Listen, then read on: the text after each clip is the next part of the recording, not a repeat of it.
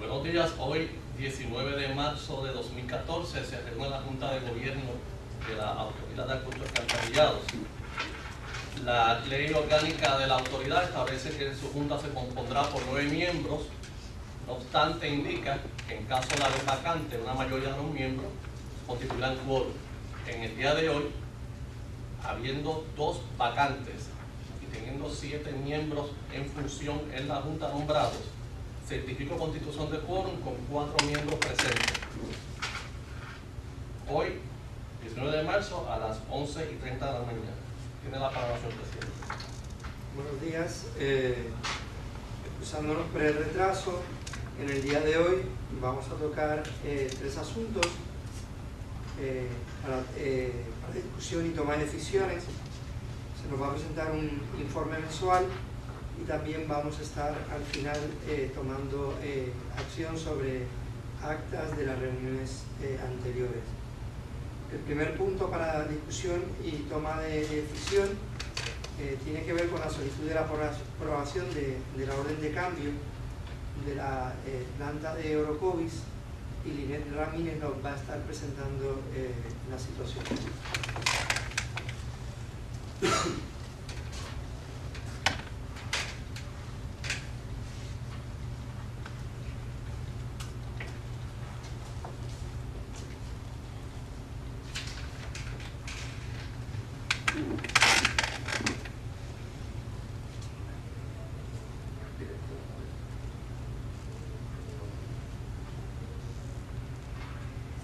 Para efectos de récord, Linet Ramírez es la directora del Directorado de Infraestructura.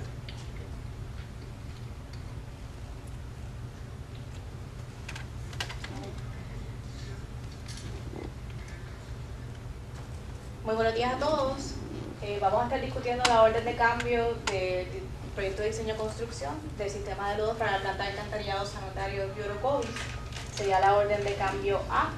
Este proyecto tiene como contratista a HF Engineering Group. El costo original del contrato es de $564.500 y al día de hoy el avance de construcción del proyecto se encuentra en un 29%. La orden de cambio que vamos a estar presentando es por la cantidad de $113.111.49, lo que llevaría el proyecto a un porciento acumulado de orden de cambio de un 20.04%. La orden de cambio también incluye una extensión de tiempo de 166 días a la terminación sustancial del contrato y un día a la fecha de terminación final. Estas extensiones de tiempo llevan el proyecto a una culminación, lo que es la fecha sustancial al 27 de agosto del 2014 y la terminación final al 27 de octubre del 2014. La planta de alcantarillado sanitario de Orocovis tiene una capacidad de 500.000 galones por día y sirve al municipio de Orocovis. El proyecto incluye lo que es el nuevo sistema de desaguado de lodos de la planta de alcantarillado sanitario, el cual incluye lo que es un sistema de centrífuga, mejoras a los sistemas de aireación, reemplazo de bombas y también mejoras a lo que son los cuartos eléctricos. Este proyecto beneficia aproximadamente 2.700 familias del municipio de Orocovis y el mismo está siendo financiado con fondos de la AAA. La orden de cambio, como les mencionamos, es por la cantidad de $113.111. Las partidas que incluyen esta orden de cambio son 5. Las primeras 4 que vamos a estar discutiendo fueron parte de un proceso de mediación en la cual la Autoridad de Acueductos y el contratista acordaron entonces entrar para lograr dilucidar lo que eran unas reclamaciones del proyecto. El primer ítem es el cambio de modelo del equipo de centrífuga, que es el desaguado de lodos, por una cantidad aditiva de $133.810.72. El ítem 2 es la no instalación de una bomba sumergible, por lo que es una cantidad deductiva de $8.500. La sustitución de un tornillo transportador, que también conlleva una deductiva de $12.250 al contrato, y también lo que fueron los costos del mediador fueron compartidos entre lo que es el contratista y la Autoridad de Acueductos y Alcantarillados. El costo total fue de $6.000, por lo que corresponde hacer una deductiva al contratista de su contrato de $3.000, que es la parte que él es responsable de cubrir.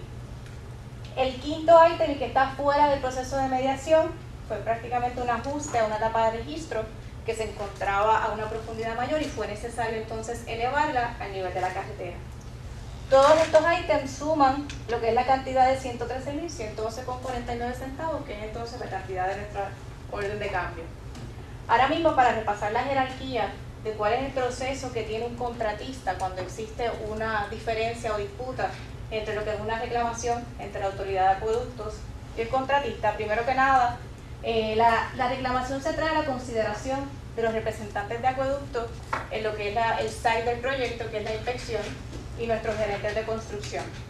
En este nivel, si no se logra llegar a un acuerdo, el contratista tiene, según estipulado en nuestras condiciones generales, el artículo 16, el derecho de entonces elevar su reclamación a lo que es el director regional de infraestructura. En ese nivel de no llegar nuevamente a un acuerdo, puede entonces subir a lo que es la directora de infraestructura, que es mi persona. Si a este nivel tampoco se logra resolver, vamos al próximo nivel, que es el proceso de mediación, y fue el que se llevó a cabo en los primeros 4 ítems de esta orden de cambio.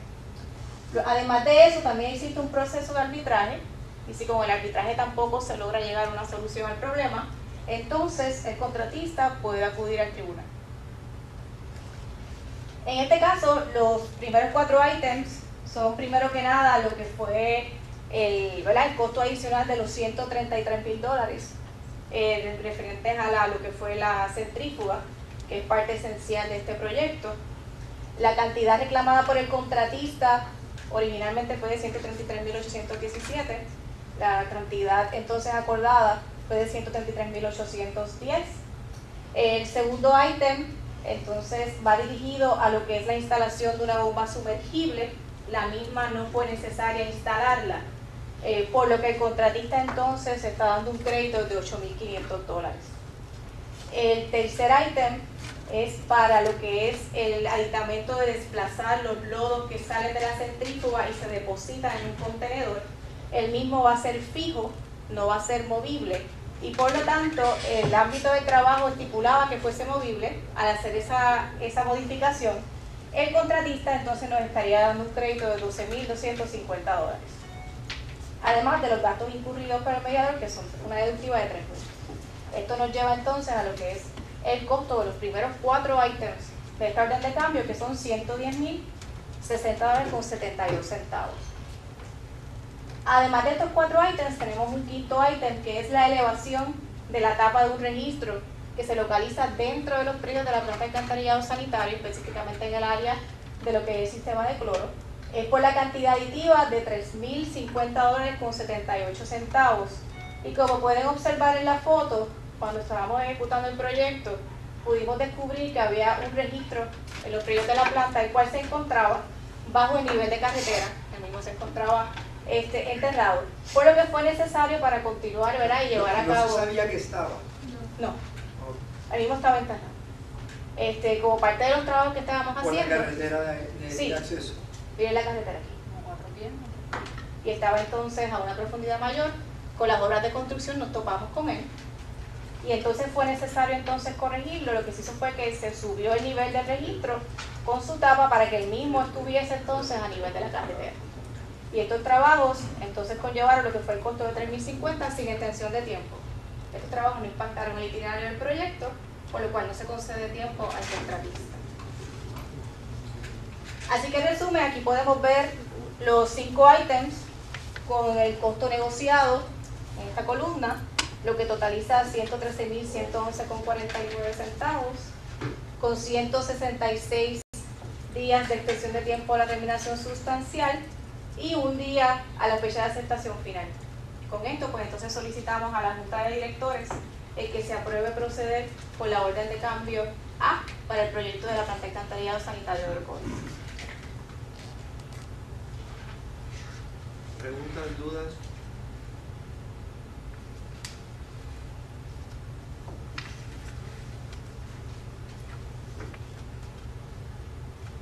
Más allá de este proyecto, en términos generales, me imagino que no. ¿Cuánto se va por este proceso de mediación? Tenemos más proyectos en esa situación. Eso es típico el llegar a mediación o a En los arbitraje? últimos 5 años, este es el segundo proyecto que se lleva a mediación.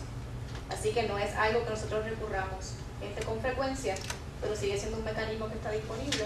Son un poco los contratistas lo que lo solicitan, y en este caso pues el Acueducto tiene la opción de no escoger la mediación. Eso es así. El proceso de mediación es voluntario, ambas partes tienen que estar de acuerdo. Si nosotros no estamos de acuerdo, pues entonces no se entra a ese proceso. ¿Y por qué en este caso escogimos la mediación? Estoy haciendo las preguntas para el público. Sí, sí. No, en realidad nosotros no tuvimos ningún tipo de problema en entrar en este proceso. Cuando estábamos discutiendo con el contratista, nuestros argumentos, ¿verdad? Desde el punto de vista de nosotros eran claros. Él estaba renuente a cualquier tipo de negociación en la mesa con nosotros por los mejores intereses del proyecto, para lograr que el mismo se culminara y también evitando costos mayores para la autoridad en el caso de que llegara a una demanda en un tribunal, porque entonces accedimos a mediar. ¿Y el caso de arbitraje se está utilizando? Arbitraje, hasta el momento nosotros no hemos tenido ningún caso de los proyectos de infraestructura que haya llegado a arbitraje. Sin embargo, sigue estando disponible en lo que es las condiciones generales. Pero imagino que estamos bastante en los tribunales. Tenemos demandas en los tribunales, inclusive pues, con este contratista tenemos otro proyecto que también hemos llegado a tribunal. Perdóneme. Lo que me parecía interesante es si esto es un mecanismo de solución y de no tener que llegar a los tribunales, ver si es algo que hay que desarrollar más. Bueno, la idea es que es un mecanismo para tú resolver la controversia fuera del tribunal, porque el tribunal pues se demora mucho en resolverlo, y mientras tanto pues el proyecto está parado y el beneficio del proyecto no se da. Por eso se puede más caro. O sea, esta resolución alterna, las dos ventajas son esas, que que tiene más control del proyecto, porque el voluntario es más rápido que el tribunal, es más barato. O sea, conceptualmente yo creo que es una práctica buena tener ese tipo de cláusulas en los contratos. ¿Ustedes estuvieron de acuerdo con el mediador que se utilizó? Eso es así, en el proceso de mediación, el contratista recomienda, en este caso recomendó 2 candidatos, nosotros recomendamos 2, y por consentimiento de ambas partes entonces se escogió a uno, que en este caso pues, fue uno de los candidatos que recomendó la autoridad. Y la mediación en el contrato está que es final y firme. Ahora mismo en el contrato, ¿verdad? No está que es final y firme, fue algo que nosotros decidimos para no seguir postergando el proceso. El proyecto estaba detenido. Esto es la parte del corazón del proyecto, lo que era la centrífuga, que era el item mucho más controversial, y hasta que no se resolviera, pues prácticamente teníamos un proyecto detenido. Un poco para aprender, en este proceso cuando existen diferencias, la práctica un poco general es llevar a la autoridad del tribunal o se producen unas discusiones donde de alguna manera pudiéramos estar dándole una oportunidad a algunos de los contratistas de ir a mediación, o así, si esa capacidad existe para no ir a... Sí, la capacidad está. Usualmente, viendo los datos históricos, la mayoría de las reclamaciones se atienen a nivel del director regional de infraestructura. Okay. Muy pocas son las que llegan a mi nivel como directora de infraestructura, y son muy pocas las que llegan a tribunal o inclusive a mediación, como les mencioné, pues este es el segundo caso que hemos visto en los últimos 5 años. O sea que esto es más excepcional, sí, en un gran macro. Sí. Ok. Inés, Sí. vamos a ver cuál era el objeto de la mediación. La controversia fue en torno a la capacidad del equipo que se tenía que instalar para manejar esas aguas. Sí. Y entiendo que el contratista insistía en que no estaba claro cuál era la capacidad que se requería para esa obra. Sí. Y que ustedes argumentaban que sí estaba claro porque el diseño especificaba que tenía que ser que era una planta para manejar 500,000 de galones. Tengo bien en cuenta.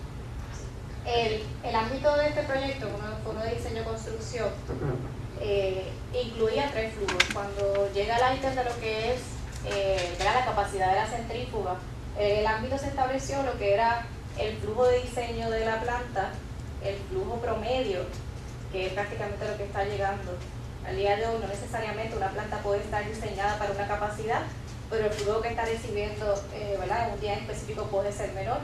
Y también se incluyó el dato de lo que es el flujo pico. Durante el proceso de subasta también se hacía referencia a que el contratista era responsable de evaluar lo que eran los datos históricos de los flujos que estaban entrando. Durante el proceso muchos contratistas preguntaron específicamente cuál iba a ser la capacidad para ellos poder determinar el tamaño de la centrífuga, y la contestación que la autoridad dio era refiriéndolo al ámbito de trabajo, que como le menciono, pues mencionaba tres flujos distintos, tres números, además de hacer referencia a que el contratista era responsable de evaluar el histórico. Aquí fue donde entramos entonces en el señalamiento, ¿verdad? Y la observación de que durante el proceso de subasta debimos de haber sido mucho más categóricos al contestar que la capacidad de la estación de la centrífuga debió de haber sido para el flujo de diseño de la planta, que era 500.000 galones por día. En ese caso el mediador determinó que tanto los documentos de subasta pues se prestaban para interpretación, y por esa razón fue que se llegó entonces al acuerdo de que se le iba entonces a compensar al contratista por la diferencia en costo debido al tamaño de la centrífuga, que básicamente dependía del nivel de flujo que se considerara al momento de diseñar la misma. Desde el punto de vista no de ingeniería ni de... Con permiso, Maricarmen. Solamente para informar que el secretario del Etíope, Miguel Torres, se ha unido a nosotros en vía telefónica. Saludos, muy buenas tardes, buenos días a todos. Sí, Mi excusa por no estar ahí, pero han surgido unas presentaciones esta mañana que me tiene un poquito, ¿verdad? Contenido acá fuera de mi voluntad, pero quería participar por lo menos en la parte delegativa como poner reglamento. pues nada, ya Linet nos ha estado haciendo una presentación sobre la planta de Orocovi, y en este momento Mari Carmen estaba haciendo unas preguntas. Muy bien, continúa, gracias. Gracias, Miguel. Desde el punto de vista, si el problema se mira desde un punto de vista legal, desde el punto de vista de un abogado, de lo que estamos hablando es que hubo un contrato sin que se supiera exactamente cuál era el objeto del contrato. O sea, estamos hablando de una planta que necesita una centrífuga. Resulta que no se determina con claridad en el contrato cuál es el tamaño de la centrífuga. Y tú dices que habrían tres tamaños posibles: uno mínimo, uno mediano o promedio y el del diseño. A mí me cuesta mucho trabajo entender que el contratista se obligara a hacer una obra sin saber cuál era el tamaño de la máquina corazón al proyecto, y que no supiera de verdad cuál era el que iba a poner. ¿Se sabe cómo surgió la controversia? Él llegó con una allí y le dijeron no, esa no es, o... Exacto. Como mencioné, el proyecto de diseño y construcción. Como incluía diseño, los primeros meses del proyecto incluye lo que son el sometimiento de planos y también de los submittals, ¿verdad? Que los submittals son aquel documento donde especifica en detalle los equipos para nuestra aprobación. Cuando llegaron los planos y también el sometimiento del equipo para nuestra evaluación, nosotros lo rechazamos, porque entendemos que el mismo no cumple con lo que era el flujo de diseño de la planta, que eran los 500.000 galones por día, y ahí es que comienza ¿verdad? La reclamación y toda la disputa referente a en realidad cuál sería el tamaño de la centrífuga. Esto continúa a nivel de gerencia. ¿Cuál propuso él cuando llegó? Él propuso una centrífuga para el flujo actual de la planta, que son 180.000 galones por día. Y la diferencia, con un diseño de $500,000 de galones. Con una planta que su diseño original fue de 500.000 galones por día. El flujo histórico. Nosotros, nuestra posición, ¿verdad? De la gerencia e inspección cuando fuimos por los distintos niveles, fue firme en el hecho de, ¿verdad? De que él tenía que someter un equipo que fuera de 500.000 galones por día. Como les mencioné, él estaba firme en su posición, y por eso fue que tuvimos que llegar a lo que fue el proceso de mediación. ¿Qué medidas preventivas se pueden tomar para que una cosa tan básica, esa no es la palabra, es otra, pero voy a aceptar la tuya, básica, realmente es casi absurdo, que tú no te comprometes a hacer una obra y cuál es Pero el es que los estudios que le sometieron al contratista eran para obra pequeña. el defensor de los contratos. No, Estoy yo estoy de acuerdo. Estoy Yo estoy de acuerdo porque eso ya yo lo discutí con ella. O sea, yo estoy de acuerdo, esto es un proyecto de diseño y construcción. Y si se lo hubiese dicho al contratista que vas a diseñar una planta de 500.000 galones, Hombre, se acabó el el problema problema. que no se lo dijeron en esas palabras, Ese pero fue sí el le problema. están diciendo que tiene un diseño de $500.000 de galones. Pero es que la data que le sometieron era para la planta pequeña. Claro, los datos que se dieron incluían los 3 rangos, e inclusive cuando sí hicimos referencia al flujo histórico, pues sí, el flujo actual era de 180.000 galones por día.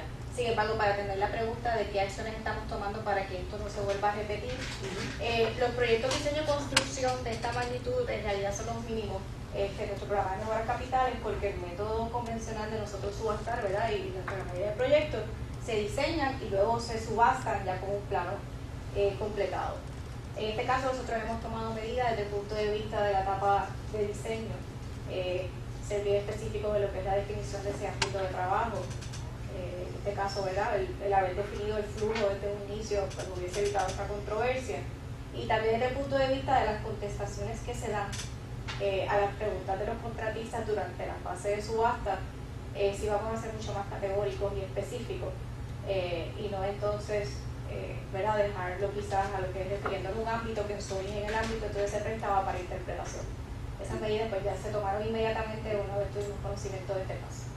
El mecanismo que ellos utilizaron en esta subasta específica, yo creo que debe ser el camino a seguir, porque se evita, es mucho más rápido, en el sentido de que no hay que esperar porque un arquitecto, porque un diseñador diseñe y aquí lo aprueben para empezar la construcción. Además, evitar los pleitos de que sí digo o no digo, porque tú le dices al contratista, yo necesito una planta de 500.000 galones, más nada. El contratista es responsable de suplir una planta de 500.000 galones, pero en este caso le dieron unos datos de lo actual.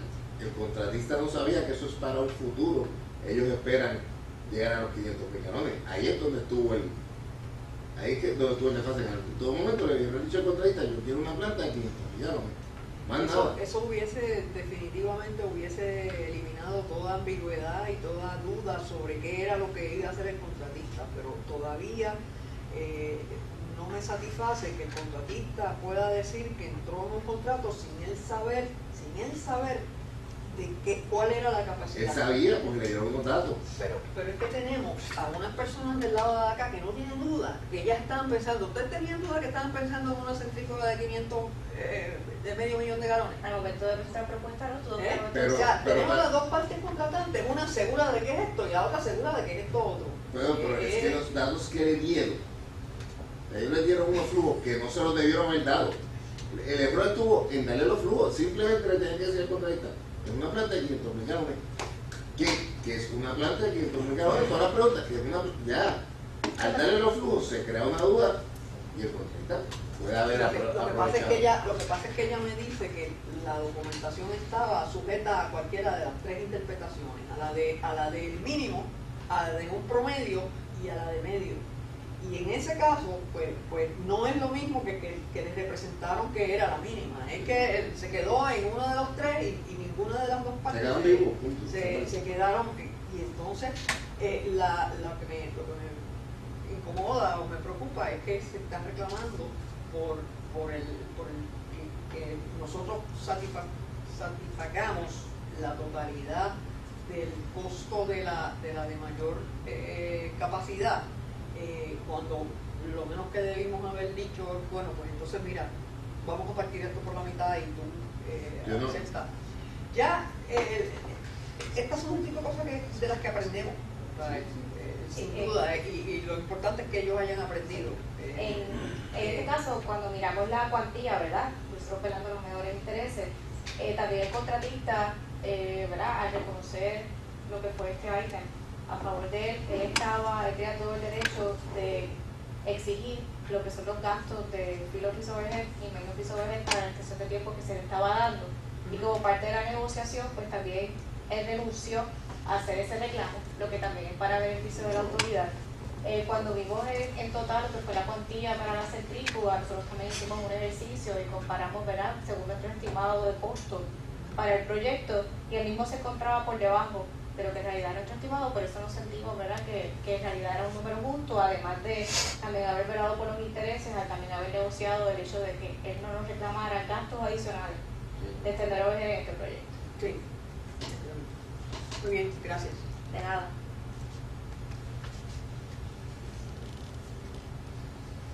¿Alguna planteamiento más? Pues si nadie objeta, presuponíamos que estaríamos dando la autorización. Perfecto. Todo el mundo estamos dando la autorización. Entiendo, Línez, que nos vas a estar presentando también el próximo tema que tiene que ver con la planta de Torrecillas. Sí, la estación de bomba.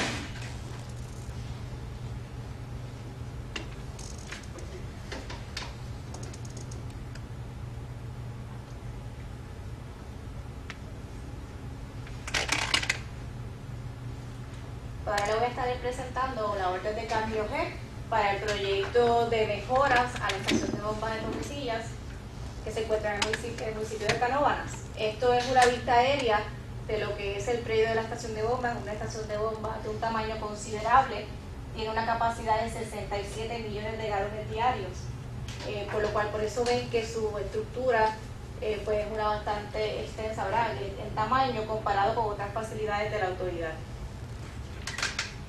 El proyecto, el corazón del proyecto, ¿verdad?, o la parte esencial, era el reemplazo de las 4 bombas que actualmente tiene la estación de bomba. La misma se encontraba en una situación de operación precaria y por eso fue necesario el entrar a reemplazar las mismas. Además, otro aspecto importante de este proyecto es la instalación de unas parrillas. Las parrillas es este equipo, ¿verdad?, una barrera antes de la estación de bomba que las protege de todo aquel material que pueda llegar a la estación de bomba con nuestro sistema de conexión que pueda afectar la operación de las mismas. Y estas fotos que ven aquí, pues primero que nada podemos ver lo que es la bomba. El proyecto también incluye lo que es un sistema de control de olores. Esto va a evitar que olores objetables salgan a la atmósfera en el predio alrededor, ¿verdad?, de la estación de bomba, afectando quizás a algún usuario que esté cerca. También tenemos una foto de lo que es el poseto húmedo. Poseto húmedo, lo que conocemos es, ¿verdad?, es aquel nivel más bajo de la estación de bomba por donde entra todo el caudal de aguas sanitarias. Y también el proyecto incluye lo que son mejoras al cuarto de controles. Como les mencioné, de manera rápida, el sistema de estación de bomba de Torrecillas es una estación de bomba bien importante. Es la estación de bomba que lleva los flujos de agua sanitaria a la planta de alcantarillado sanitario de Carolina, que es una planta de alcantarillado regional. Esta estación de bomba maneja alrededor del 90% del flujo que llega a la planta de Carolina. Así que pues, en términos de magnitud, pues, es una planta que tiene una capacidad desde el punto de vista de flujo que podemos manejar, que es extensa.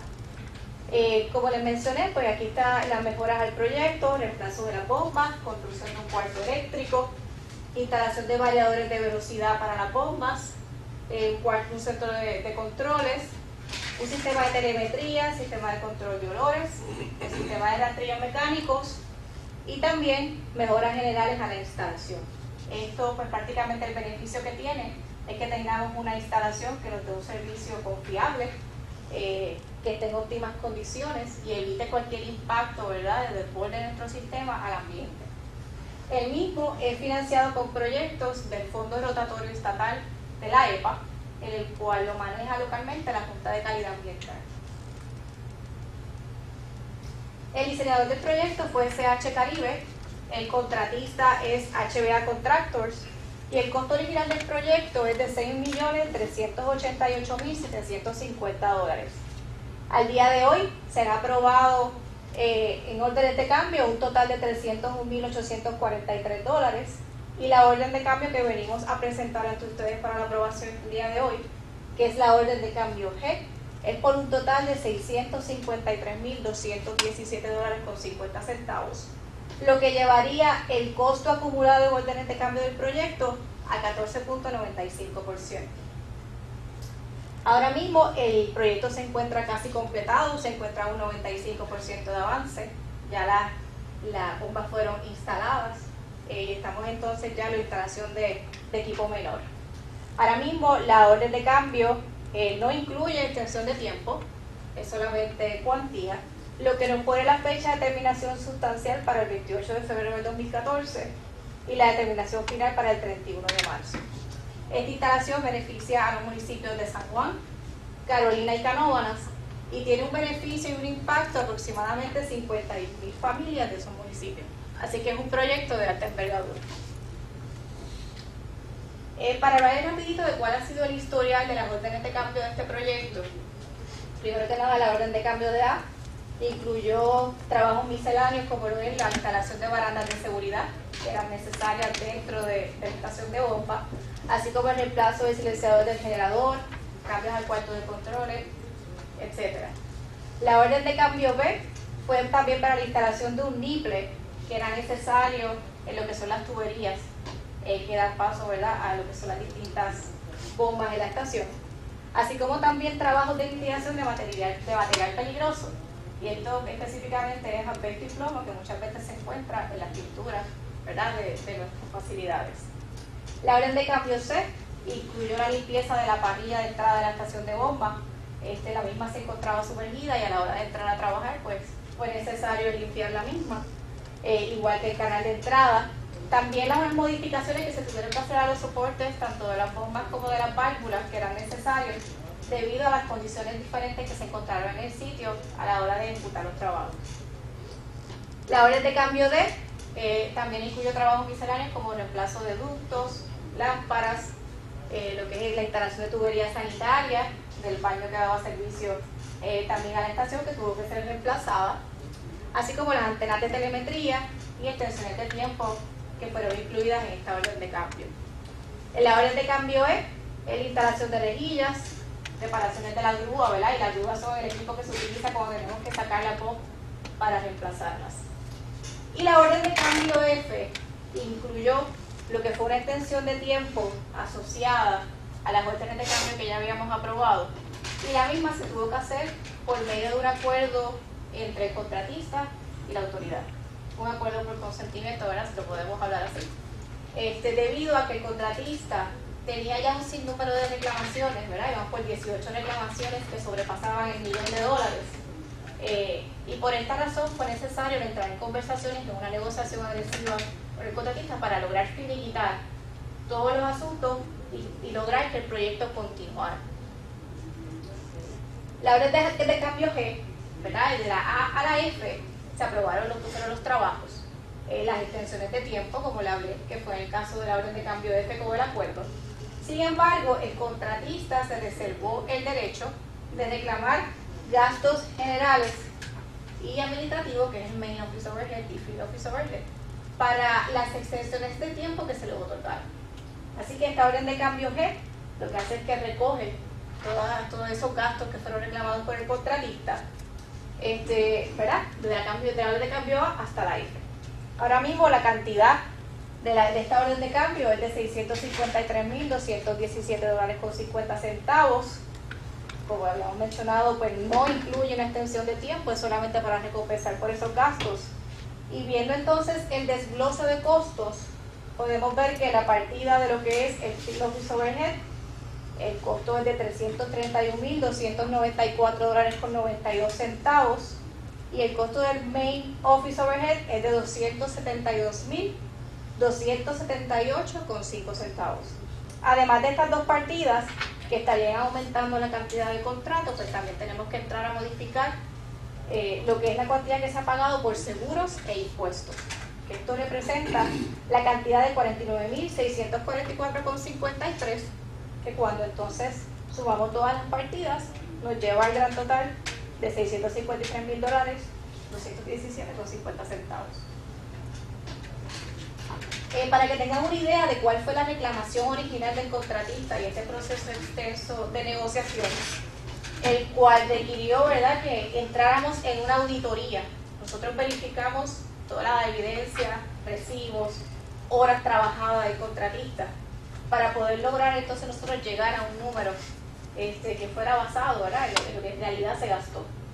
En este caso, el contratista presentó una reclamación de $938.964.94. Esa fue su reclamación para recuperar estos gastos. Y luego de una extensa negociación, llegamos entonces al número de $653.217.50. Quiero recalcar, ¿verdad?, la gran diferencia de lo que pudimos disminuir, lo que fue esa reclamación del contratista, una vez entramos entonces a auditar y hacer un análisis exhaustivo de todos los gastos que él había incurrido durante los periodos correspondientes. Así que para terminar, la orden de cambio G, y repasando, por un costo de $653.217.50, no conlleva una extensión de tiempo. Sin embargo, entonces estaría llevando el porciento acumulado de órdenes de cambio a un 14.95%, siendo ahora la cuantía del contrato de $7.343.810.50. Solicitamos entonces a la Junta de Directores que podamos entonces, ¿verdad?, nos apruebe para poder ejecutar lo que es esta orden de cambio.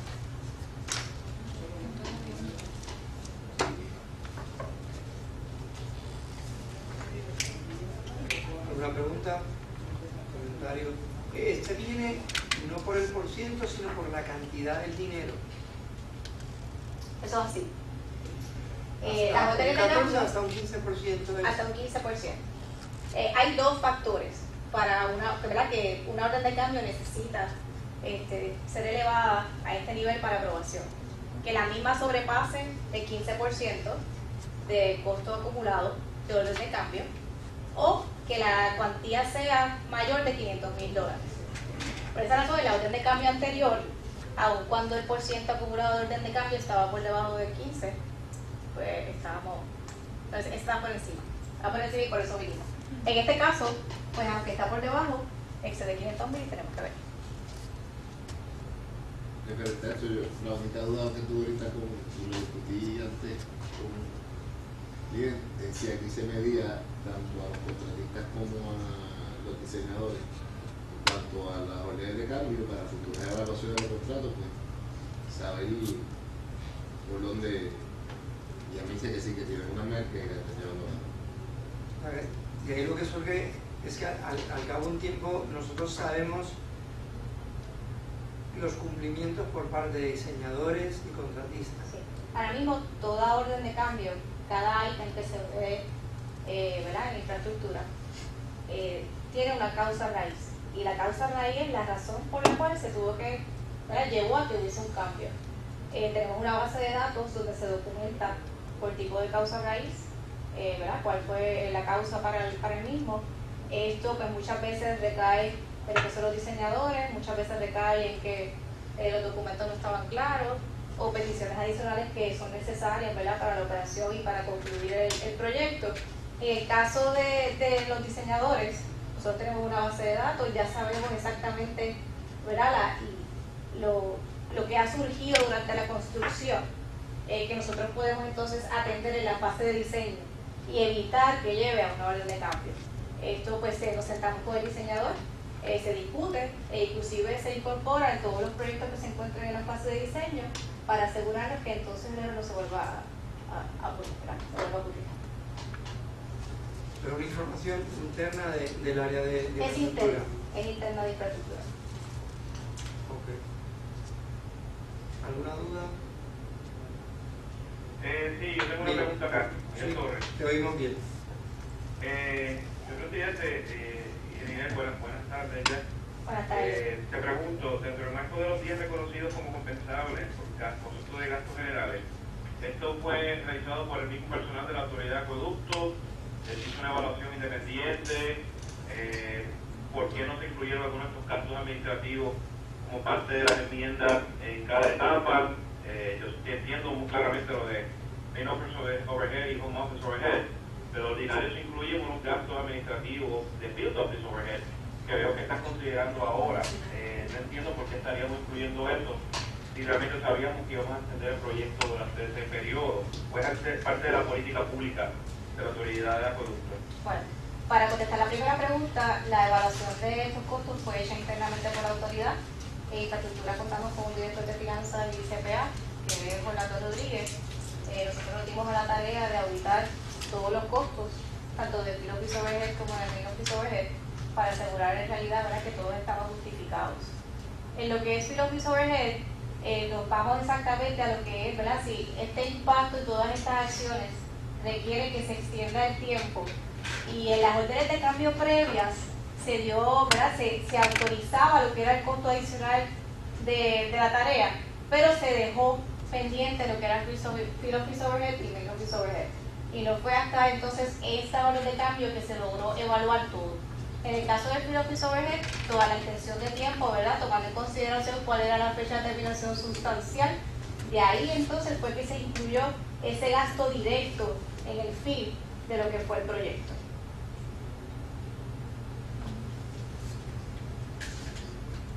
Simplemente está un poquito inusual, o sea, usualmente el Field Office Overhead se carga con el 10% y el 15% que a veces carga los contratistas es el por ciento de propio overhead, precisamente, porque el overhead que cobra es del Field Office y a veces siempre me queda pendiente es el Main Office Overhead. No soy un perito en las materias contractuales de la autoridad de acueducto, pero simplemente me parece extraño y no sé si eso Miguel, y ves por aquí para tratar de mitigar esto se incluye dentro de los puntos relacionados a lo que es la tarea que estás entendiendo, porque eso solamente se hace de paso en paso y de modificación en modificación por el tiempo que estás reconociendo. Como parte de allí queda siempre pendiente el efecto del mismo overhead que se reconcilia con la realidad de los retrasos del propio contratista con las que pueda haber tenido el dueño, y de esa manera pues se reconcilia a favor o en contra de las condiciones y se balancea, ¿no? Pero no sé si esta es la forma y manera que ustedes trabajan las enmiendas, y quizá me gustaría conocer un poquito más. Esa sería mi única observación. Todo esto. Ivette Maldonado te va a aclarar algo. Miguel, básicamente es cierto, cuando los trabajos adicionales que se incorporaron al contrato son negociados, tiene lo que es ese markup y que incluye eso.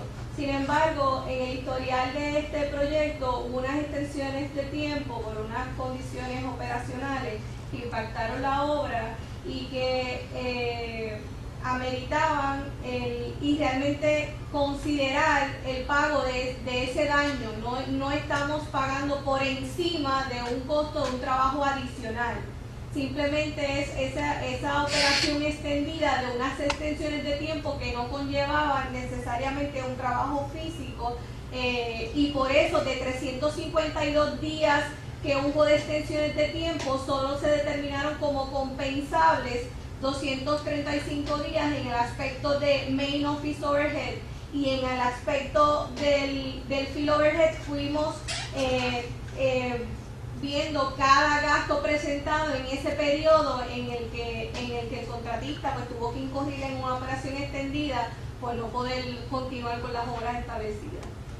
Estaríamos partiendo, señor presidente, para aclarar entonces, en la orden de cambio F, a pesar de que serían 143 días otorgados de días consecutivos, se le reconoce 33 porque se presume que hay otros que son concurrentes o atrasos que son del contratista que no son atribuibles obviamente o compensables. ¿Eso sería lo correcto? Eso es correcto. Si hubo un trabajo adicional del que fue compensado, solo le dejamos la parte que entendíamos que iba a ser compensable de esa diferencia. Toda ese planteamiento que usted trae fue considerado en este proceso. Bien, pues aclarado, amigo. ¿Alguien más tiene alguna duda? Bueno, no habiendo dudas, entiendo que daríamos por aprobado el cambio de orden de Torrecillas. Miguel. No tengo objeción. Perfecto. Realmente vuelvo y digo, sería bueno revisitar esto de Field Office Overhead y cómo lo contemplamos dentro de los costos contenidos de costos directos del proyecto.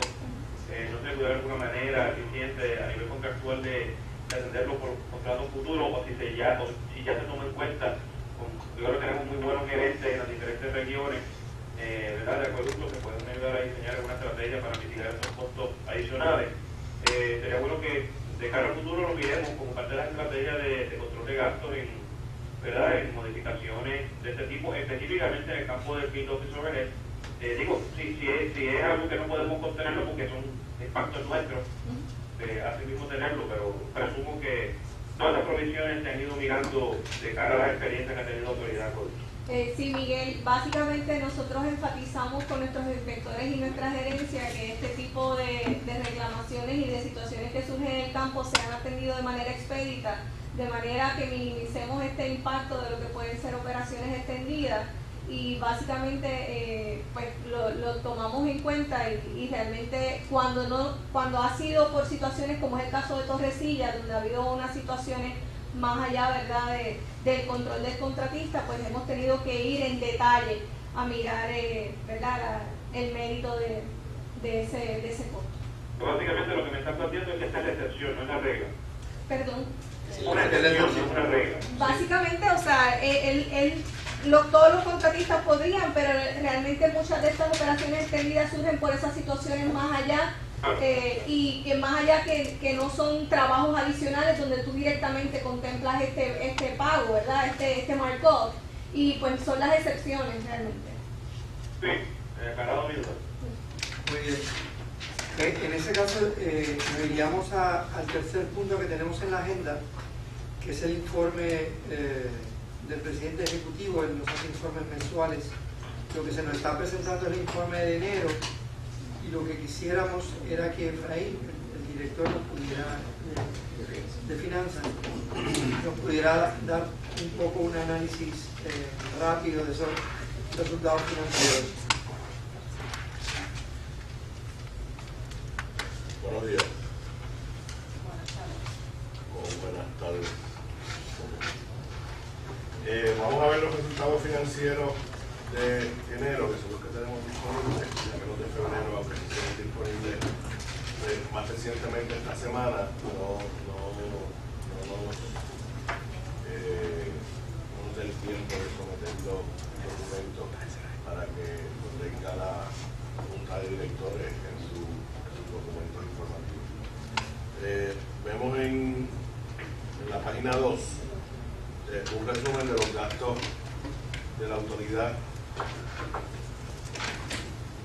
Vemos en la página 2 un resumen de los gastos de la autoridad desde que comenzó el año fiscal en julio del 2014, perdón, del 2013 hasta enero del 2014.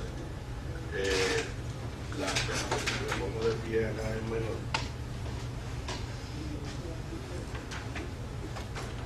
El presupuesto de gasto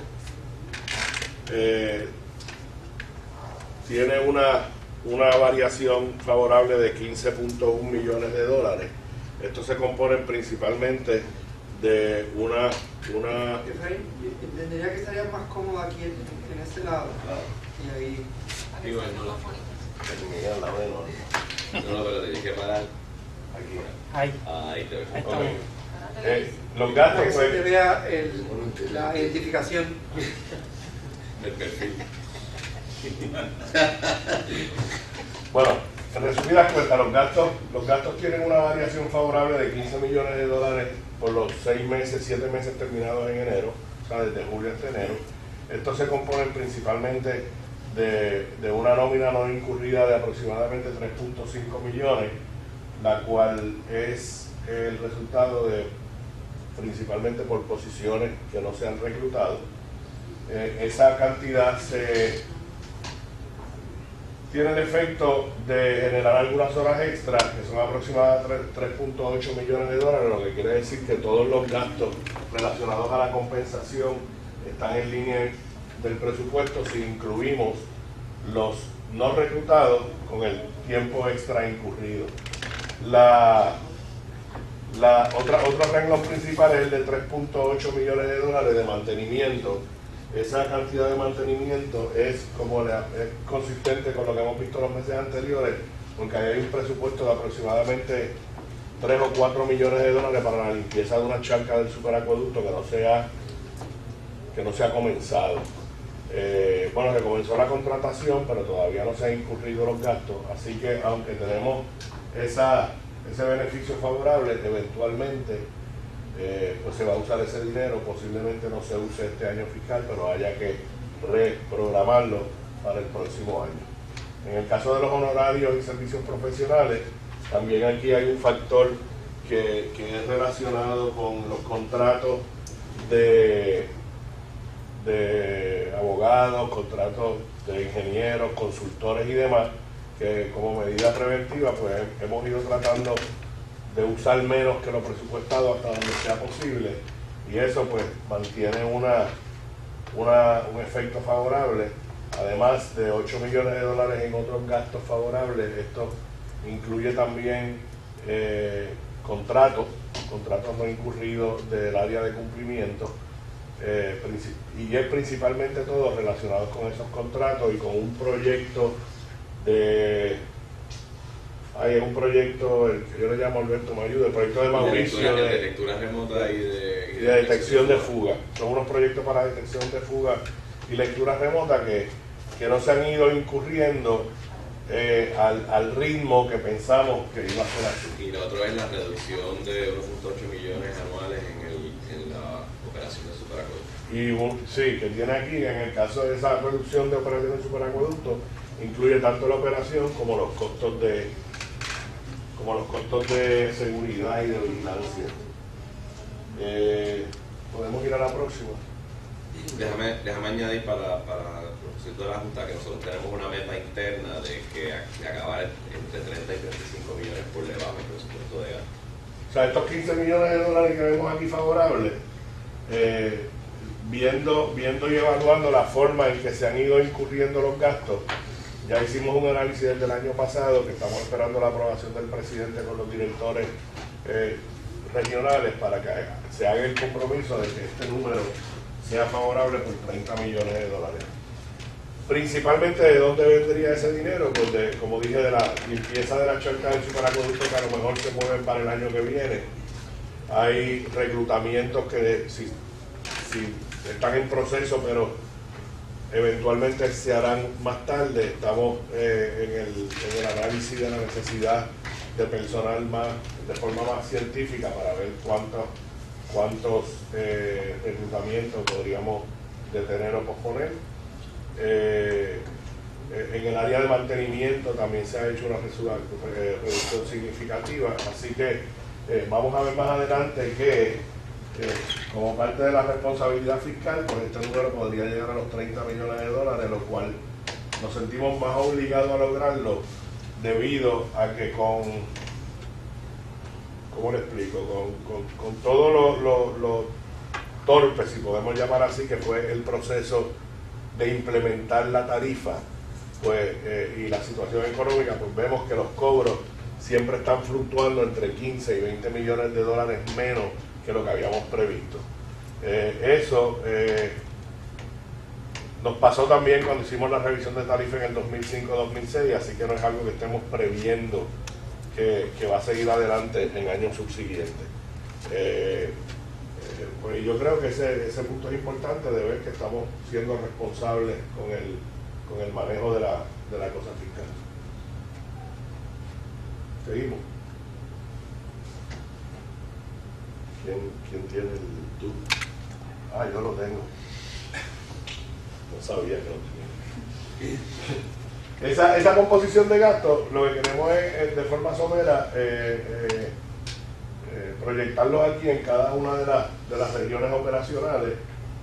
Los 15 millones de dólares vienen principalmente de los ahorros de la región metro, que es donde estamos viendo eso de los contratos que estaban ahí.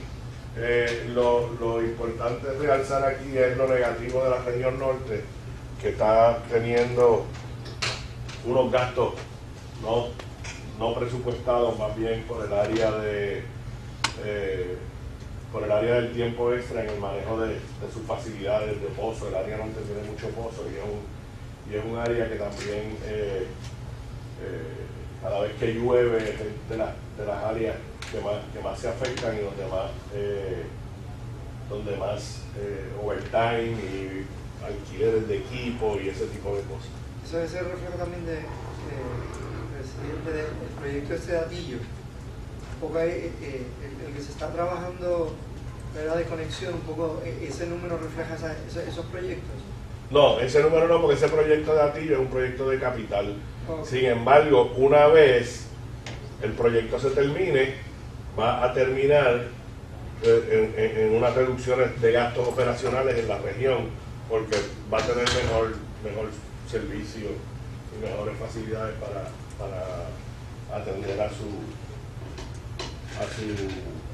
área o su región. Para que tengan idea, la región, decimos la región norte, pero la región norte empieza desde Dorado, llega hasta, yo creo que incluye Isabela, Quebradilla, y hacia la montaña tiene los pueblos de la montaña, Lares, Utuado, o sea que es una región bien, la geografía es bien irregular. En el área de la electricidad, pues la electricidad se está manteniendo como la previmos, como resultado de la tarifa preferencial de los 22 centavos. Hay unos pequeños cambios, pero es porque la tarifa comenzó en el 1 de julio y como el presupuesto de electricidad pues lo hicimos como un mes atrasado, pues todavía en julio y en parte de agosto estábamos pagando tarifa anterior y eso tiene ese efecto. Esto es los resultados del mes de enero. Vemos consistentemente, o sea, si vemos que ya andamos en total por 15 millones y en enero pues tuvimos una variación favorable de 1.2 millones de dólares, eso es lo que estamos pensando, eso o un poco más lo que van a ser las variaciones que vamos a tener en los meses subsiguientes, así que si multiplicamos 1.2, 1.5 millones por otros 5 meses, pues podemos lograr los 7 millones de dólares para llegar a los 30 de los que hablamos que vamos a tener los ahorros.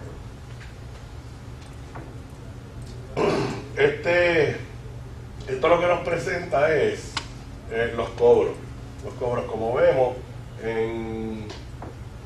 de julio a enero, o sea, al final de enero estábamos casi 14 millones de dólares en cobros negativos. Esto siempre pasa en los años que hay cambio de tarifa, donde los cobros no son en línea con lo presupuestado y con lo que debieran ser. Sin embargo, ya que la contabilidad del efectivo es mucho más fácil de llevar, porque vemos cuánto tenemos en el banco todos los días, a diferencia de muchos otros gastos donde hay estimados, ese número de 14 millones de dólares llegó a subir a 20 en algún momento durante el mes de febrero, pero ya a la fecha de ayer está en 14 millones otra vez. O sea que vamos a ver unos picos, hay cierto comportamiento de unos picos en el cobro en los cobros del agua que nos llevan a eso.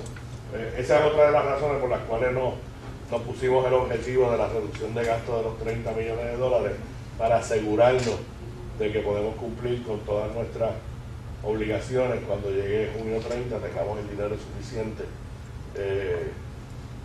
para poder pagar a nuestros suplidores y poder seguir adelante con el servicio.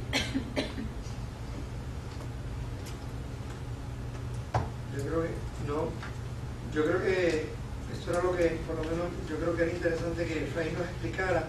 No sé si el resto del informe lo podemos dar por leído, a no ser que alguno de los miembros quisiera que se le aclarara alguno de los aspectos que están presentes en el informe. Bueno, yo puedo sugerir algo, Alberto.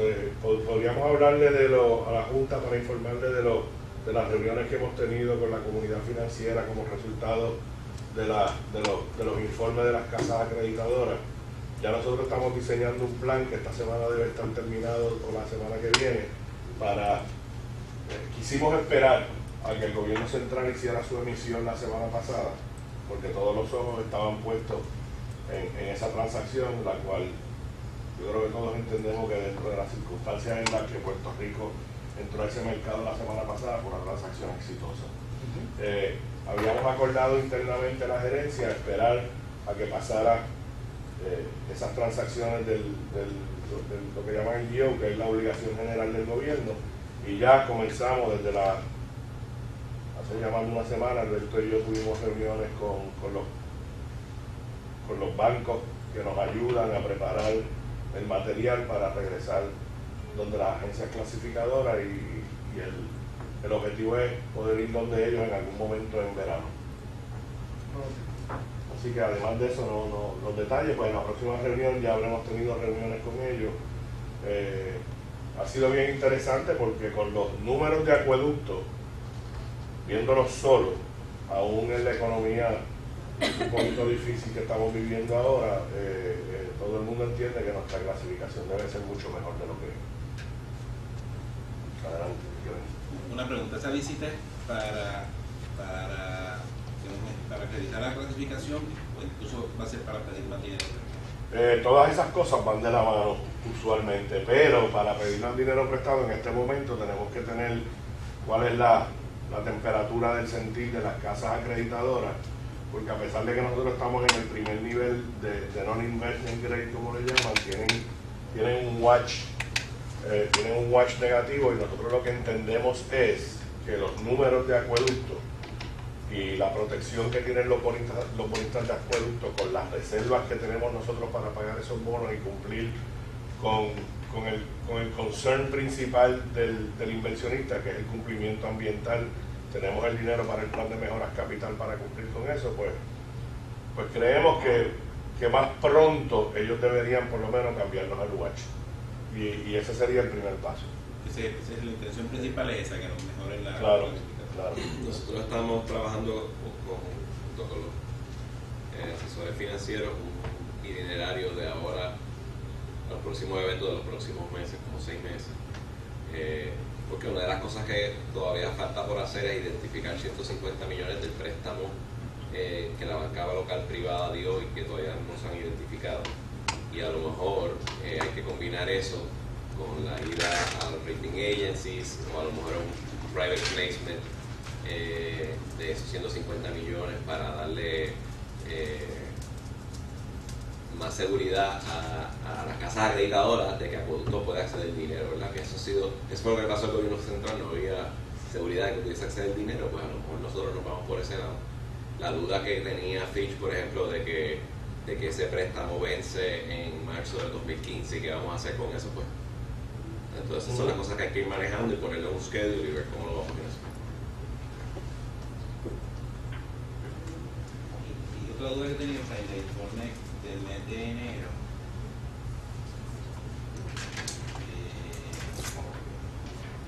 veo el ingreso que van a 13 millones. Sí, lo que pasa es que esos 13 millones es la porción de lo que es el on-earn o el on-bill del mes. Y cuando se adelantan unos días hay meses que tú lees más veces que en otros.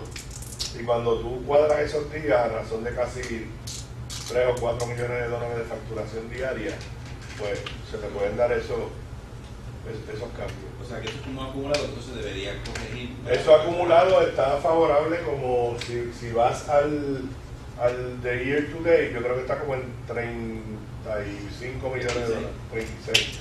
Sí, eso lo vamos a ver, y a fin de año debe más o menos ser cero. O sea, para los demás miembros de la Junta, eso es más bien una diferencia contable cuando hay más meses que se leen más veces que en otros meses. Pero lo que no es que ese mes nos caímos en la facturación, no. Porque se va o lo traes en la lectura próxima. Cuando lleguemos a todos los 12 meses, debería estar en línea. Okay. Entendí ahora. Son diferencias en el timing de la facturación. Okay. ¿Alguien tiene algún otro planteamiento con el informe? Miguel Torres por acá. Te oigo. Un planteamiento sobre los indicadores de desempeño, pero no sé si vamos a recibir alguna presentación de eso o voy directo a las preguntas. No, puede ir a las preguntas, lo estamos dando por leídos, pero lo que queríamos es si alguien tenía alguna duda que la planteara. La última laminilla que dice transformación en general días no trabajados.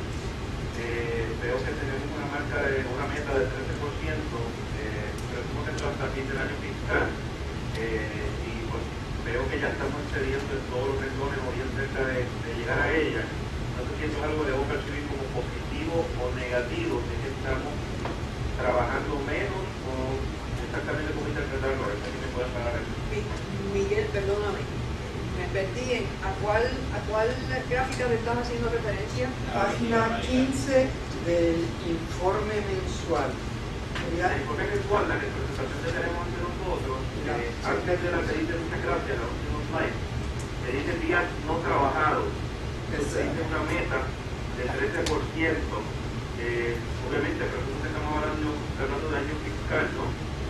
Y tenemos ya pues unos excesos ahí, no sé cómo interpretarlo. Y es que era algo que queríamos alcanzar o que queríamos mantener no más lejos de ese límite. A ver si me lo explican. ¿Quién tendría esa? Esta aplicación no la puedo olvidar porque yo creo me acuerdo que Mauricio nos había hecho una aclaración en la última, en el último informe mensual, pero no soy capaz de repetir. Esto es una meta por mes, no una meta acumulativa. Porque lo que es solamente diciembre de 2013, pero no es acumulativa a diciembre, pues el mes de diciembre. Alberto salió un momentito, Miguel, y están buscándolo para que pueda respondernos. Yo entiendo tu duda y quisiera que me la aclararan a mí también. Sí, porque entiendo el ausentismo, que obviamente es que no hemos llegado al nivel de ausentismo, que no estamos manteniendo los contenidos, pero después de esta hay una ley de días no trabajados. Exactamente, sí que no es, yo entiendo que para efectos de nosotros no es la gráfica que se está presentando en la laminilla. Correcto. En la laminilla aparecería como la de ausentismo. La referencia que hace Miguel Torres era de días no trabajados, que como se ve, se divide por regiones. Correcto. Y entonces metro y sede serían las que para efectos de la gráfica y del entendimiento estarían como en cumplimiento. Lo que veníamos. Ha llegado acá el presidente ejecutivo.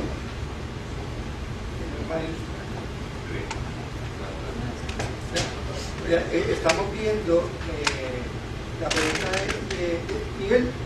Disculpa, yo creo que lo mejor es que tú vuelvas a plantear, te está escuchando el presidente ejecutivo. Estamos haciendo referencia. La última laminilla de la presentación que nos presentó en el informe, que creo que está de hecho muy bien organizado y conciso, pero no entiendo bien qué es lo que queremos encontrar en la última laminilla que dice días no trabajados, donde veo que tenemos también yo tengo aquí, está después de la laminilla que dice ausentismo. Sí, déjame número uno aclarar que hubo un error en la publicación de las dos gráficas de esa página y se switchó el título. La de abajo es efectividad laboral y la de arriba es días no trabajados. Sí. La efectividad laboral mide el ausentismo total de los empleados basado en la capacidad que tiene un empleado para trabajar o no, totalizando los días de vacaciones, los días de enfermedad, los días libres, todas las licencias que se le otorgan al empleado. Entonces, pues nosotros quisiéramos que estuviese por debajo o al mismo nivel de lo que se le otorga por licencia, no más de eso. Los días no trabajados es como un subset del anterior que mide lo que el empleado tiene bajo su control, más allá de, entiéndase enfermedades, entiéndase que sea porcino, ausencias de ese tipo, que sea por el fondo.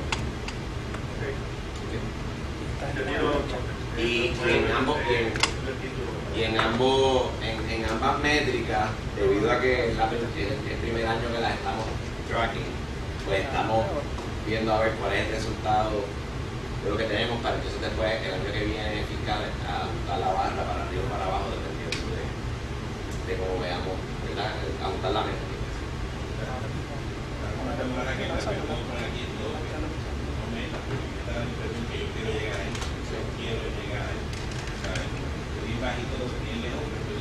Estamos bien.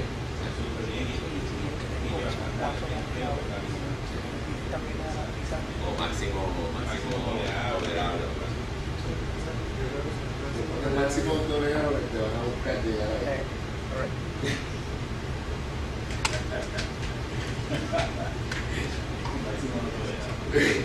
Máximo no tolerable. Yo creo que sí, porque si no te van a buscar ahí. Te van a decir, estamos bien porque estamos por debajo del máximo que ustedes pidieron. Lo que hay que hacer es bajar el paso.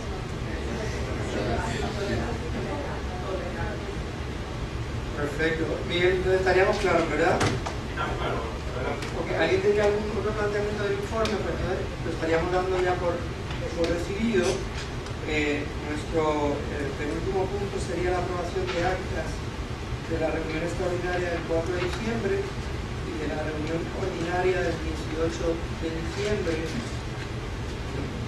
Tenemos las actas, no sé si alguien ha emitido algún tipo de comentario, Edward, que hayamos recibido anteriormente o que alguien tenga alguno en este momento. A pesar que las actas ambas han sido pues oportunamente distribuidas, que han recibido comentarios de otros miembros de la Junta, fueron incorporados, así que en la página web aparecen. ¿Y los comentarios fueron a ambas o algo? Solo con relación a la del 18 de diciembre. O sea, se produjo una corrección al acta del 18 de diciembre, que está incluida ya en la página. En la página y en material escrito que están ustedes también están. O sea, eso es lo que queríamos saber, es que ya el acta que tenemos ante nosotros está corregida. Correcto. El 18 que está aquí ya es una corrección. Sí, que van a integrar todas las observaciones que hicimos. ¿Alguien tendría algún otro comentario? Con la del 3 de diciembre, esa no había quedado presente. ¿Puede hablar un poquito más alto? En la del 18 de diciembre dice él que ya está incorporado una enmienda que ha sometido, supongo que esa la podemos dar por aprobada. La del 18. Se incorporaron todos los comentarios. Correcto. Entonces, ¿hay algún comentario sobre la del 4 de diciembre, sobre la extraordinaria? Nadie sometió. Aclaro que la pasada reunión la teníamos para la consideración. Y yo pedí que se compusieran lo que me daba tiempo a revisarla. Yo la revisé, yo no tengo objeción a ella. El día de hoy no tengo ninguna objeción. ¿Alguna objeción? No habiendo objeción, estaríamos entonces dando por aprobada, ¿verdad? Tanto la del 4 de diciembre, que fue la extraordinaria, como la del 18 de diciembre, que fue la ordinaria. Con las correcciones realizadas que ya las tenemos en. Nuestro último punto sería si hay algunos otros asuntos. El presidente ejecutivo nos está pidiendo incluir dos asuntos. El primer asunto es el asunto relacionado a una aclaración de una resolución que hizo esta Junta sobre una deuda que tenemos con Energía Eléctrica. Si recuerdan, había una deuda como de unos 13 millones y se había negociado por la mitad, más o menos. Y Energía Eléctrica, hemos estado trabajando con Energía Eléctrica para el acuerdo donde se finiquita y se finaliza y se transfiere el dinero para allá. Sin embargo, ellos están pidiendo unas aclaraciones, que Raquel nos va a explicar cuáles son. Entiendo se les repartió copia de la resolución, del borrador de la resolución para su consideración. Todos la tenemos. No sé si Miguel la puede ver, pero me consta que se ha enviado vía electrónica. Yo la estoy viendo aquí también de manera electrónica. ¿En qué? En síntesis, ¿qué es lo que quiere? Básicamente, el 20 de noviembre del 2013 se aprobó la resolución con el lenguaje que no se iba a aprobar prospectivamente ningún pago que no estuviese cubierto por un acuerdo. Ellos pidieron entonces aclaración, dado que nosotros actualmente estamos utilizando unos puntos de tomar agua, que estamos en unos acuerdos que hemos seguido extendiendo de mes a mes, y hay otros donde está a punto de formalizarse unos acuerdos, porque estamos extrayendo agua con el permiso de construcción de esas tomas, pero no se han formalizado los acuerdos. Y básicamente pues ellos lo que interesa es que se reconozca la existencia de esos puntos de extracción, ya sea por unos acuerdos que hemos seguido extendiendo y que estamos en negociación de ahora formalizar contratos nuevos, y sobre esos puntos donde no ha existido, excepto por la autorización en el periodo de construcción, no hemos tenido un acuerdo per se sobre la extracción que estamos haciendo. Y básicamente lo que están pidiendo es aclarar, para lo único que tienen que decir que la disposición de que no se reconocerán deudas adicionales que no estén amparadas en acuerdos, no le aplica a esos puntos de entrega, que sabemos pues que ambas partes que estamos utilizando. A esos fines, pues básicamente lo que estamos estableciendo es que aun cuando pues reconocemos las partes que actualmente no existe una controversia en esas cuantías que obviamente tengan que estar incluidas en el acuerdo transaccional, vamos a continuar extrayendo agua conforme los términos o los acuerdos a los que hemos llegado hasta el presente, hasta que se formalicen los nuevos contratos que están en proceso. ¿Y se identifican en la resolución específicamente cuáles son esos puntos? Sí, son 14 puntos de entrega que están especificados en el proceso de resolución. Básicamente estamos, estos son la forma de facturación y que nosotros nos entendemos que queríamos ser un poquito más específico en incluir específicamente la toma, pero estos son los 14 puntos, todo se tiene que resumir en estos 14 puntos de entrega. Porque es de donde actualmente estamos extrayendo agua. Yo solamente necesito mirarle el lenguaje, sí, porque la acabo de... Lo que entiendo es que hay unos lugares donde se está extrayendo el agua y que no son objetos de un contrato formal todavía, pero que ambas partes reconocen que está ocurriendo esa transferencia de agua ahí y que los van a incluir en un contrato en el futuro. Exactamente. Eso es lo que... Exactamente, y que hasta ahora pues se han estado facturando conforme los acuerdos a los que hemos llegado, conforme los términos y condiciones que hemos acordado para esa extracción, en lo que entonces hay un contrato formal. Okay. No he revisado el lenguaje específico, pero en el concepto no tengo ninguna objeción. Sí, básicamente es eso mismo, es aclarar el lenguaje y es entonces por lo que entonces sugerimos el lenguaje. Okay.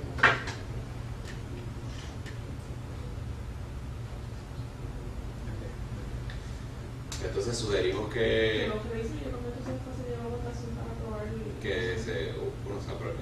se apruebe el concepto y se finiquitan los detalles entre el secretario y la licenciada y cualquier otro comentario que tenga específico en el lenguaje. Sí, porque en esencia no cambia lo que ya fue aprobado. Es lo que siempre hemos estado diciendo. Sí. Nosotros tuvimos una reunión, yo participé de ella y lo que quedaba claro, lo que nosotros transmitimos, era que era claro que había 14 que nos estábamos reconociendo. Si surgiera algo que no es, no vamos a reconocerlo. Estamos claros, ellos tuvieron unas dudas y con este lenguaje quedaba claro. Muy bien. Pues muy bien, entonces lo vamos a trabajar de esa manera. Sí. Y si hay alguna sugerencia por parte de alguno de los otros miembros, la recibimos. Ok. Próximo tema que tendríamos sería el tema de la subsidiaria. Hay que nombrar una junta de la subsidiaria.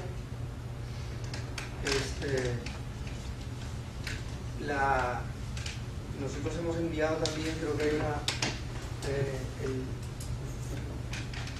un documento donde se aclara que esa subsidiaria está compuesta por 5 personas en la Junta. Una estaría en representación de esta Junta, una sería en representación del Ejecutivo y 3 serían de lo que se llama el sector privado y obviamente ajeno a la autoridad.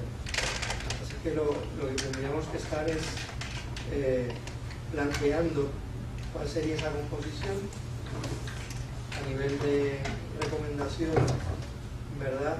Es número 1 que recomendemos que sea el presidente ejecutivo el que nos represente como el área de representante del miembro del ejecutivo. En este momento es importante que sea el presidente el que esté allí. La idea es que algunos de nosotros se recomiende o recomendamos que participe. No sé si alguien tiene algún tipo de interés particular, pero una sugerencia podría ser que Kenneth sea esa persona. No sé cómo ustedes lo ven. Pero la recomendación nuestra era que fuese Kenneth, que ha sido el que más envuelto ha estado con la subsidiaria. Pero es nuestra responsabilidad validar esa situación y tratar de que Kenneth no diga que no. Los funcionarios respecto de cerrar las nominaciones, señor presidente. Secundada esa moción, entonces tendríamos como miembro del Ejecutivo al presidente ejecutivo Alberto Lázaro, como miembro de esta Junta a Kenneth. Entonces tenemos que estar eligiendo a 3 personas del sector privado, y en este caso lo que tendríamos que estar haciendo es nombrar una especie de comité para ver cuáles serían esas cualidades y que nos puedan traer a la Junta unas recomendaciones. Bueno, señor presidente, yo creo que ahora mismo tenemos dos miembros, que es Manolito y obviamente Mari Carmen. Pues todavía tenemos los de interés público, ¿no? Que todavía no se han escogido, Alberto. Correcto, para el proceso del DACO. No tenemos idea de cuánto tiempo va a tomar eso. Probablemente lleguen a ser nombrados final con el trámite del gobernador cerca de junio. Wow. Ahora mismo, el sector privado, pues tenía que Mari Carmen y No, el presidente de la Asociación Federación, digo, el director ejecutivo, como parte de ese sector privado. No, estaríamos, Miguel, ahí estamos más buscando personas externas y ajenas a la Junta del sector privado que nosotros entendamos que puedan aportar por su expertise empresarial, por su historial, a que esa subsidiaria traiga lo que quiera, haga lo que nosotros queremos que haga, que generar fondos para acueductos. Generar fondos para acueductos, ya sea con nuestras infraestructuras o con nuevas maneras. O sea, lo que necesitamos son mentes frescas y nuevas que tengan la capacidad de repensar y de traernos ideas a esa subsidiaria. Por eso lo que pensábamos era un poco quién entre nosotros podría participar, que 3 de nosotros compusiéramos un comité para identificar a esas personas. El otro planteamiento es si ese comité decide o no lo trae a la discreción de la Junta, como ustedes lo ven. Una sugerencia es que estemos Kenneth y yo y alguien más. Me pueden ayudar en buscar alternativas para sus candidatos. Podemos discutirlos a ver de la industria para ver si reinventamos parte de lo que son las fuentes de ingresos y bueno, estoy disponible en ese sentido. Tendríamos a Miguel como uno de los miembros de ese comité, el comité de búsqueda de talento, quien Alberto Miguel y yo. ok, ¿hay alguna oposición a la recomendación de Kenneth? El comité de lo que llamamos nuestra búsqueda de talento está compuesto por Miguel Torres, Kenneth y nuestro presidente ejecutivo. Muy bien. Entonces la recomendación va a ser, ellos van a establecer esos nombramientos o van a establecer una selección de personas y la traen a la Junta. Perfecto. ¿Cuál sería la alternativa? Los segundos. Vienen. Los segundos con Traerlo. recomendaciones, obviamente. Ok. Pues ellos nos van a traer Esos candidatos, de acuerdo con la selección, pues deberían por lo menos ser 3, o si ustedes tienen la capacidad de traer a esas 3 personas, la consideraríamos. Pues muy bien. ¿Algún otro planteamiento? Que se ponga fecha. Nosotros, yo voy a estar citándolo para un primer candidato que ya yo tengo identificado. No sé si ustedes quieren entrevistarlo presencialmente o con ver los resúmenes a lo mejor es suficiente. Bueno, déjame aclarar algo, ya que Alberto está con su capacidad de organización, lo nombramos el chairman del comité. Ok, pues él se va a encargar de dirigir esos asuntos y de recibir las recomendaciones.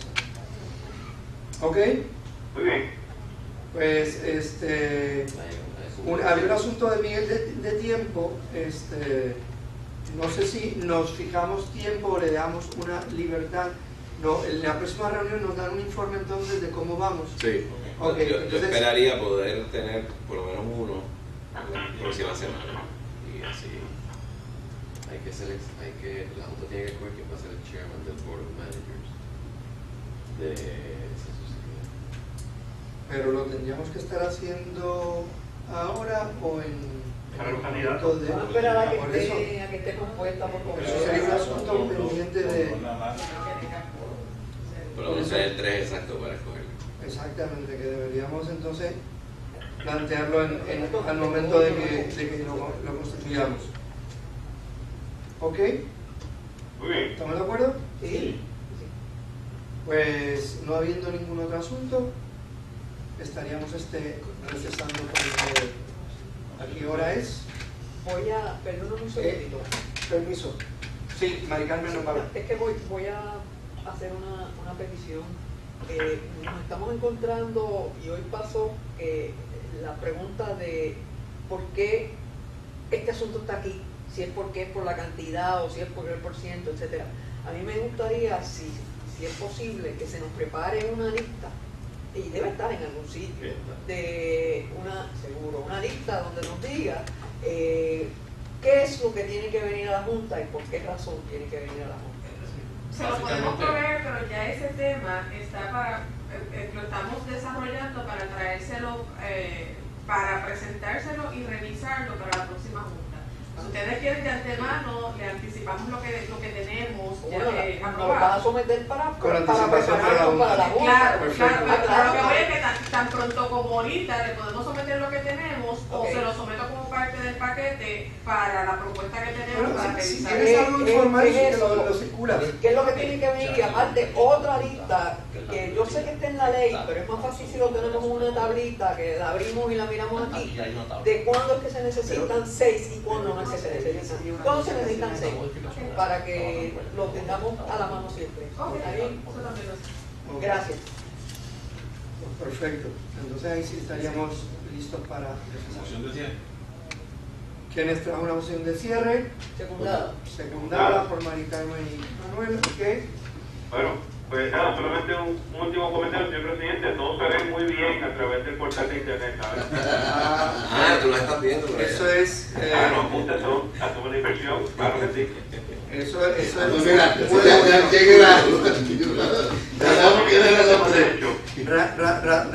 Más razón para entonces saber que se están utilizando las herramientas. Ok, pues entonces, bueno, buenas tardes a todos. Buenas tardes. 12:55. Perfecto, me llama entonces para lo de los candidatos. Sí, te llamo. Ok, cuídense. Buen día.